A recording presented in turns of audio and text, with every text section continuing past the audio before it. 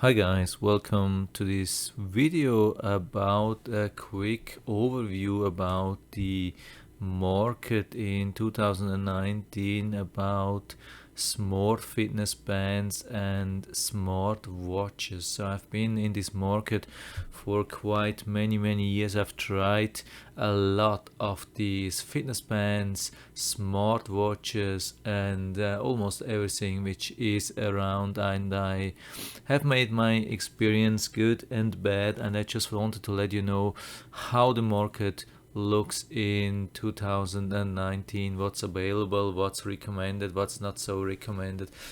So there are actually three type of smart bands and watches around, especially when it comes to Android. I mean, of course, there's the Apple Watch, which is more like a Android Wear 2.0 watch. Regarding Apple, there's not much variety. There's just the Apple Watch, so I'm actually focusing more to the Android watch as well. But most of these watches also fit for the Apple system. They are more or less compatible. They have some restrictions. Not every function is working with Apple because Apple has made their own restrictions. So if you want to take full advantage of all these smart bands or smart watches, you're definitely better off with the Android system. So let's start with the fitness bands. There's a huge variety of these fitness bands, and of course they are super cheap. They start around maybe $20. Then there are some with $30 or $40, even higher, a couple of them, but usually I would say around $30 or $40, depending on quality and features. And you can see on Amazon there is really an almost endless variety, and I'm not saying they are bad, but of course they tend to be a little bit more cheap. They are really focusing on fitness. Some do have the heart rate, or I think most of them have heart rate, and most of them can be connected to your smartwatch, and you can have even some special features like an alarm or other things. But there's a huge limitation on the fitness band itself. So what you can do on the fitness band is not much. Some give you some basic information about, like, when you get a message on your smartphone, but you can definitely not type a message back. You cannot answer messages or phone calls, or maybe there is one around which can do that, but usually they cannot do that. And so they are cheap, not so reliable. Also the apps are rather cheap, not so reliable. I have had one smart band which didn't wake me up at the right time. I mean, some have vibration, and but it just changed the hour overnight. So when I woke up, it showed wrong time, so it didn't wake me up. So it is not something which is really reliable. If you want something reliable, you have to go with something else, of course. And then there is another category of smartwatches which feature actually full Android. I mean, I'm not talking about Android Wear 1.0, 2.0. It's really full Android, more or less. You have access to the full Play Store with more than 1 million apps, and you can really install more or less everything. I mean, there are a few restrictions, but most of them you can install. You can even play games, and most of these watches have cameras.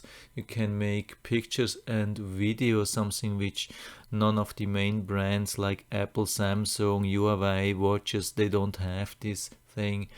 If you want to have a watch with a camera, so that's almost the only possibility. and they are a little bit more expensive. They are between $100 and $200 usually, but they have really a lot of features. I mean, they cover almost everything which is imaginable. You can imagine in a smartwatch. Some of them even accept SIM cards, so you can make independent phone calls. You can take pictures, make videos. You can. They have GPS. They have heart rate sensors. They have really almost everything, but they come also with some disadvantages.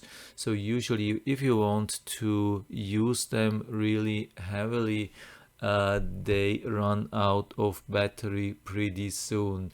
If you just use it really moderately and more or less just for messaging a little bit, a couple of pictures, and yeah, maybe an alarm or timer, stopwatch, a couple of things during the day shouldn't be a problem to for the battery to last a full day. I had some of these watches already and they did a pretty good job, but the problem was always that they didn't last too long. So don't expect to a lifetime of more than maybe 1 year or something like that. It's a little bit sad, but if you want to have most features out of a smartwatch, then this is the category to go for you. And there's a last category. There's actually the Android Wear 2.0. I mean, there was the old Android Wear system. Now we have the Android 2.0, which is really convenient. It has been upgraded from Google, has a lot of more features than the old Android Wear, but still it doesn't support cameras or those things. So here you can see a variety of these Android Wear 2.0 watches. They are a little bit more basic usually than the full Android watches, but some have a lot of features, cover almost everything except of a camera, of course. There are really nice ones. Some have done some improvements in the last couple of years, and there are now some with really waterproof around. They have heart rate sensors, they can make phone calls, they can really do a lot. And yeah, I mean, there are also such things around from main brands. I'm not sure if Samsung has one, but definitely Huawei, LG, and other top brands. So the huge advantage of Android Wear 2.0 is that most of these watches are really reliable when it comes to messaging, like that you get information from apps from your smartphone, or especially when you want to let you wake up with a vibration from the watch, then this is almost the only way you can do that. Everything else is not reliable, not even the Android full Android watches. They are absolutely not reliable when it comes to wake up. So if you want to let you wake up from the vibration from the watch, which is a really convenient thing, I really like that, and I use this every day. So you almost have the only possibility to have an Android Wear 2.0 watch, like something like this here. And they are really super easy, especially when it comes to installation of apps. Most of the apps you just install on your smartphone, and then they will be installed automatically on your smartwatch. A couple of them you have still to install on your watch, but not many. But yeah, there are really some disadvantages. Again, no cameras, and usually you have to pay a lot. I mean, especially when it comes to main brands, some of these watches cost easily two, $300 or $400, especially if you want to have SIM card support where you can make independent phone calls. And yeah, there's a huge disadvantage, which I think is that actually the lifespan even of these premium brands are not really great. So don't expect anything more than 1 or 2 years. I mean, some of them break. I mean, outside the glass or the bands or something just yeah, they are not built forever. And also inside, I mean, when it comes to OS upgrades, then sometimes it can be a pain, even when you buy main brands like the Sony Smartwatch SW3, which was available a couple of years ago. They came out for Android Wear, and then Android Wear was upgraded to 2.0, and Sony decided not to make the upgrade. So after short time, a lot of buyers were stuck with an outdated watch. This is a thing. So this is definitely nothing for a lifetime, but I mean, it's still a really good and a really super convenient thing. I mean, to check all your messages, notifications, and maybe even reply. And one of the best features of these Android Wear 2.0 watches, which I really like and use most of the time during the day, is to answer phone calls. I don't have to be worried about where I have placed my smartphone, as long as I am within about 30 feet within my house. I'm still connected with Bluetooth to my smartwatch, and when I ever get a call, I don't have to look up where my smartphone is. I just can answer my calls with my smartwatch, and that's super, super, super convenient. It's one of the best functions, and I would definitely never buy another watch than a smartwatch, even when they are a little bit expensive. They have so many great features. Also, what I like is the alarm in the morning, timer, stopwatch. There are so many features, and also the flashlight.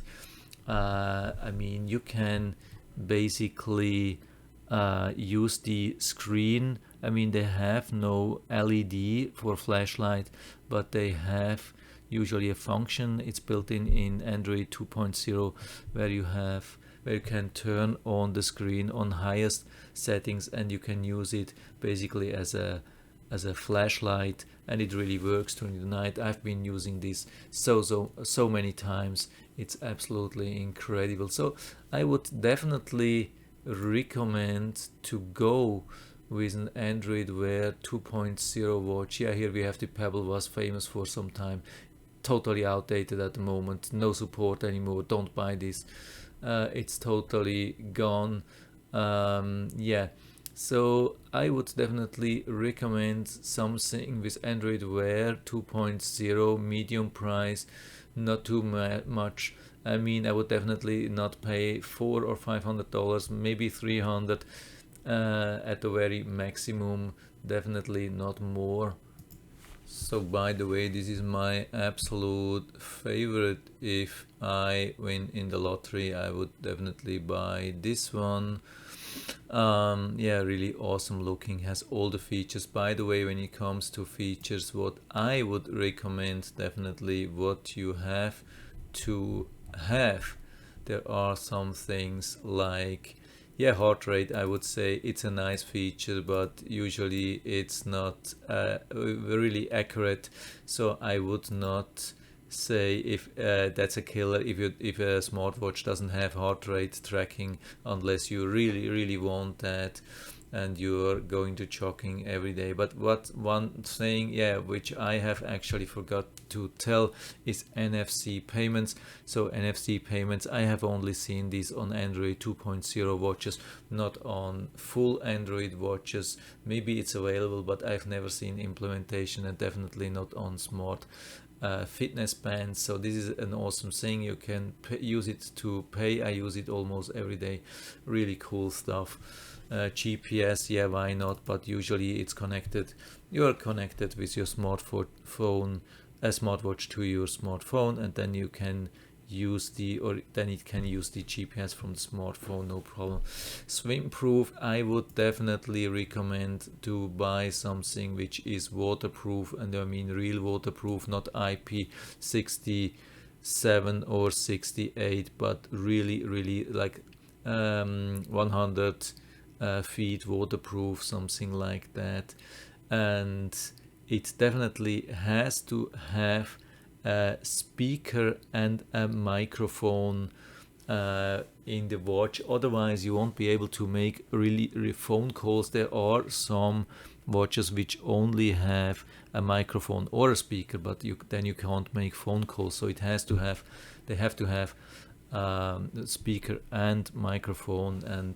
But most of these new watches which coming actually from Diesel, as far as I think, they are sold then in from a lot of different brands, even like Gucci and Michael Kors and Fossil and Armani and whatsoever. But I think Diesel is making all these watches, and they have now similar features, but there are some available which have which are old generation. Just make sure that that it has all these new features which I told you. It's really super important, otherwise you're buying something old, outdated, which is not worth the price. So I think that's it for now. I hope I was able to give you some kind of overview. I don't know I don't know what the future will bring. I mean, nobody knows. We are depending heavily on Google. If Google comes with a Android Wear 3.0, or they stop this thing developing at all, we don't know. Google can do any thing, but I mean, you probably still will be able to use your smartwatch even if Google stops developing on the Android Wear system. I wouldn't be too worried about that, but you never know what's going on in the future. So I will put down the links to all these 3 sections to these watches on Amazon into the description, so you can check it out and maybe look for something suitable for you. They're really good things. So yeah, I hope I was able to help you a little bit with that. If you have any questions or comments, just write to the comment section below, and I'm always happy to talk about these things. And if you liked the video, give me a thumbs up, subscribe my channel. Thanks for watching, and see you next time.